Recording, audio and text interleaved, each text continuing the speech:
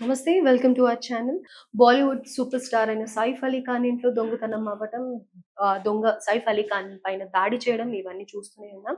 అయితే ఎట్టకేలకు దొంగని పట్టుకోవడం అయితే జరిగింది. ఇంట్రోగేషన్‌లో ఉన్నారు. ఇదే విషయంగా డిస్కస్ చేద్దాం. ప్రస్తుతం మనతో పాటు సీనియర్ జర్నలిస్ట్ కిరణ్ పూల్దాస్ గారు ఉన్నారు. Hello sir. నమస్తే. నమస్తే అండి.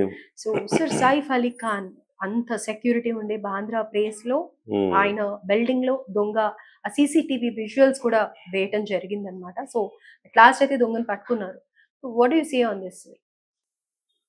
ఇక్కడ నిన్న కూడా మనం డిస్కస్ చేసుకున్నాము. ఇవాళ 24 గంటలు దాటింది. హ్మ్.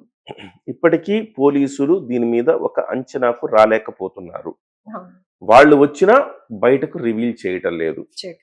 ఇప్పుడు తాజాగా ఆ దొంగ ఎవరైతే ఉన్నారో, కత్తిపోట్లు పొడిచిన వ్యక్తి ఎవరైతే ఉన్నారో ఆ వ్యక్తిని అరెస్ట్ చేశారు పోలీసులు. హ్మ్. అరెస్ట్ చేసి దాదాపు 4-5 గంటలుగా విచారణ చేస్తున్నారు. సో పోలీసులు ఒక రకంగా ట్రేస్ చేయడంలో సక్సెస్ అయ్యారు, పట్టుకోవడంలో సక్సెస్ అయ్యారు. ఇప్పుడు విచారణ చేయటంలో కూడా సక్సెస్ అయి ఉంటారని నేను అనుకుంటున్నా. కాకపోతే ఆ విషయాలు బయటకు పొక్కడం లేదు. ఎందుకని? ఏంటి రీజన్? దీనికి వెనక చాలా కీలకమైన రీజన్స్ ఉండొచ్చేమో అనిపిస్తోంది. అంటే ఇక్కడ మనం ప్రధానంగా ఆలోచించాల్సింది, ఆ బక్క పలచన వ్యక్తి పొడిచింది. వాడంతలాగా పొడిచేస్తాడు 6 పోట్లు. సైఫ్ అలీ ఖాన్ అనేవాడు మనం చూడడానికి, ఇప్పుడు మన ఒక సినిమా చూసాం మనం, రావణుడి క్యారెక్టర్ ఇచ్చాడు. ఎట్లుంటాడు? ఫస్ట్ ఆఫ్ ఆల్ ఆ బలశాలి పర్సనాలిటీ కదా. కాకపోయినా ఆ ఇంట్లో ఆ సెక్యూరిటీ కానీ అదే మనుషులు అదే కానీ ఎంతో మంది. బలశాలి కదా.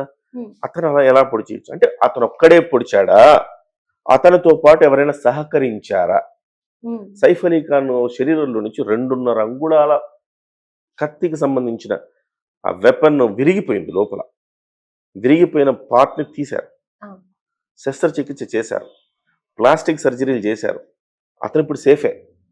నిన్న పోలీసులు ఏమన్నారు, ఆయన గనక జోష్లోకి వస్తే, ఆయన హోష్లోకి వస్తే, స్పృహలోకి వస్తే ఆయన మరిన్ని వివరాలు తెలుస్తాయని. ఆయన స్పృహలోకి వచ్చారు. హ్మ్. కానీ ఇప్పటి వరకు ఎలాంటి విషయాలను పోలీసులు వెల్లడించట్లా.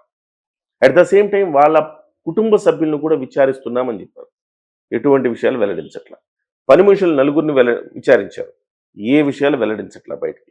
ఇప్పుడు సాక్షాత్ ఆ పొడిచిన వాడిని కూడా విచారిస్తున్నారు. హ్మ్. ఇప్పటి వరకు ఏమీ వెల్లడించట్లేదు. అయితే కొంత రాబోయే కొన్ని గంటల్లో కొంత క్లారిటీ అయితే వచ్చే అవకాశం ఉందని అంటున్నారు. ఎందుకు అంటే, ఈ అరెస్ట్ చేసిన 24 గంటల్లో అతన్ని కోర్టు ముందు ప్రొడ్యూస్ చేయాలి. ఓకే. ప్రొడ్యూస్ చేయాలంటే ఖచ్చితంగా ముందు వీళ్ళు ఒక ప్రెస్ మీట్ పెట్టే అవకాశం ఉంది. ఏ పరిస్థితుల్లో ఎక్కడ అరెస్ట్ చేశాం ఇతన్ని, ఇతనే ఎందుకు దొంగ అని అనుకోవాలి, ఇతనే పొడిచినట్టుగా వాళ్ళకి ఏ ఎవిడెన్స్లు వచ్చినాయి, ఇవన్నీ కూడా ప్రెస్కి చెప్పే అవకాశం ఉంది అంటున్నారు. డెఫినెట్గా ఇక్కడ 2 విషయాలు క్లియర్ అండి. ఒకటేంటంటే, ఇది అతను ఒక్కడి పనే కాదు. హ్మ్. ఖచ్చితంగా అతనికి ఒక నెట్వర్క్ సహాయం చేసింది. ఓకే. సెక్యూరిటీ గార్డ్లా, వాళ్ళ ఇంట్లో పని మనుషులా, ఎవరు సహాయం చేశారు, లేదా అదే అపార్ట్మెంట్లో ఉండేవాళ్ళు ఎవరైనా సహాయం చేశారా, ఇవన్నీ తేలాల్సిన అవసరం ఉంది. అతనికి ఆ రకంగా వెళ్ళాడు. అతను ఒక్కడే కాదు, 2-3 ఉండొచ్చు. వెళ్ళాడు. వెళ్ళిన తర్వాత అతను ₹1 కోటి డిమాండ్ చేశాడట ఓకే. సైఫ్ అలీ ఖాన్ని. మీ పిల్లల్ని చంపేస్తాము, సో ₹1 కోటి ఇస్తే ఓకే, లేకపోతే ఈ రోజు కాకపోయినా ఇంకోసారైనా మీ పిల్లల్ని వేసేస్తామని చెప్పాడని ఒక వార్త వస్తుంది. ఆల్రెడీ ఆ దొంగ వెళ్ళి ఆ జై అనే బాబు రూమ్ లో ఉన్నాడు అని అనేసి అని అంటూ ఉన్నారు. ఆ బాబు రూమ్ లోకి వెళ్ళబోతుంటే ఒక పని మనిషితోటి వాగ్వాదం అయింది. ఆ వాగ్వాదంలో పని మనిషిని చేయాల కత్తితోటి. అవును. సైఫ్ అలీ ఖాన్ రాగానే సైఫ్ అలీ ఖాన్ మీద దాడి చేశాడు. హ్మ్. సో ఇవాళ మనకు అర్థమవుతున్నది ఏంటంటే, వాడు ఒకవేళ బయట వాడు అయి ఉంటే పిల్లాన్ని కిడ్నాప్ చేసి ₹1 కోట్ల డిమాండ్ చేయొచ్చు అన్న ఉద్దేశంతో వచ్చి ఉండాలి. వాడికి చాలా మంది సహకరించి ఉండాలి. First okay. Point.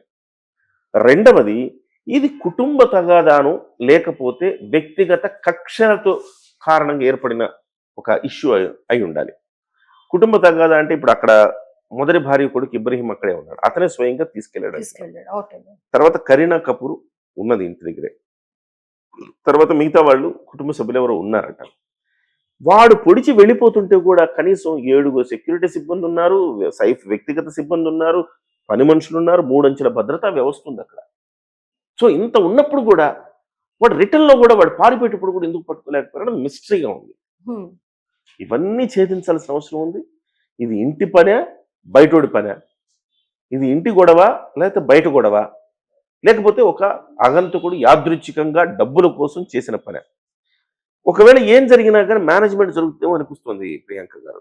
Okay. Management జరిగి ఇది బయటోడు ఎవడో వచ్చాడు మమ్మల్ని పొడిచాడు వెళ్ళిపోయాడు అని చెప్తారు అనుకుంటున్నాను నేను ఫైనల్ గా.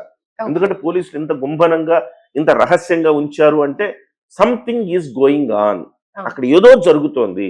దాన్ని కప్పిపెట్టి ఈ రకమైన వాదనే తెర మీదకి తెస్తున్నారు అంటే ఇదే ప్రొజెక్ట్ చేసి ప్రెస్ మీట్ లో కూడా ఇదే చెప్తారు అనుకుంటున్నాను. సో జనరల్ గా దొంగ వచ్చాడు ఇలా అటాక్ అయింది అనేది చెప్తారు తప్ప ఇన్సైడ్ స్టోరీ అయితే రివీల్ చేసే ఛాన్సెస్ లేవు అని అంటారు. అవునవును. ముఖ్యంగా మనం సైఫ్ అలీ ఖాన్ గురించి మనం మాట్లాడుకోవాలి. సైఫ్ అలీ ఖాన్ ఒక్క సినిమాకి 10 నుంచి 15 కోట్ల రూపాయలు రెమ్యునరేషన్ తీసుకుంటాడు. వాళ్ళ ఆవిడ కరీనా కపూర్, ఆమె కూడా మంచి ఆర్టిస్ట్, 10 కోట్ల వరకు 5 నుంచి 10 కోట్ల వరకు రెమ్యునరేషన్ తీసుకుంటారు ఆవిడ కూడా. అట్ ద సేమ్ టైం వాళ్ళది రాజ కుటుంబం. ఉమ్. షర్మిలా ఠాకూర్